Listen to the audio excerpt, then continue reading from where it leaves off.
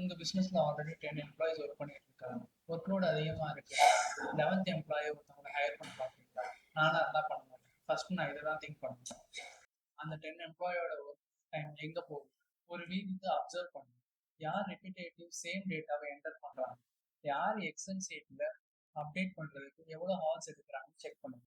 யார் கஸ்டமருக்காக சேம் டேட்டாவை திரும்ப திரும்ப அப்டேட் பண்றாங்க, யார் அப்ரூவலுக்காக வெயிட் பண்ணிட்டு இருக்காங்க, யார் ரெண்டு டிஃப்ரெண்டான சாஃப்ட்வேருக்கு டேட்டாவை காப்பி பேஸ்ட் பண்ணிட்டு இருக்காங்க.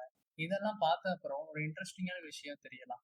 ப்ராப்ளம் பீப்புளோட ஷார்டேஜ் இல்லாம இருக்கலாம், பீப்புள் எஃபிஷியன்சி கூட இல்லாம இருக்கலாம். 10 employees daily 30 minutes repetitive work பண்ணிட்டு இருந்தாங்கன்னா ஒரு நாளைக்கு 5 ஹவர்ஸ் அவங்க வேஸ்ட் பண்றாங்க. ஒரு மந்த்துக்கு 100+ ஹவர்ஸ் வேஸ்ட் ஆகுது. அதுல 50% ஆட்டோமேட் பண்ண தெரிஞ்சா எக்ஸிஸ்டிங் டீமுக்கு 50 ஹவர்ஸ் திரும்ப கிடைக்கும். ஒர்க் லோட் இன்க்ரீஸ் ஆன உடனே ஹையர் பண்ணாங்க. ஃபர்ஸ்ட் ப்ராசஸ் ஆப்டிமைஸ் பண்ணுங்க. ரிப்பீட்டேட்டிவ் ஒர்க் எல்லாமே ஆட்டோமேட் பண்ணுங்க. எக்ஸிஸ்டிங் டீமோட கெப்பாசிட்டியை ஃபர்ஸ்ட் அனலைஸ் பண்ணுங்க. அதுக்கப்புறம் தேவை இருந்தா மட்டும் ஹையர் பண்ணுங்க. ஆட்டோமேஷன் கோல்டு எம்ப்ளாயிஸை ரெடியூஸ் பண்ணுங்க, அவங்களோட டைமை பெட்டரா யூஸ்ஃபுல்லா யூஸ் பண்ண வைக்கும். உங்க டீம்ல டெய்லி மோஸ்ட் ரிப்பீட்டேட்டிவ் ஒர்க் எது வேஸ்ட் ஆகுது, அது என்னன்னு சொல்லி கமெண்ட்ல சொல்லுங்க. கேனோடக்ஸ் அதை ஈஸியா நாங்க சால்வ் பண்ணி கொடுக்குறோம்.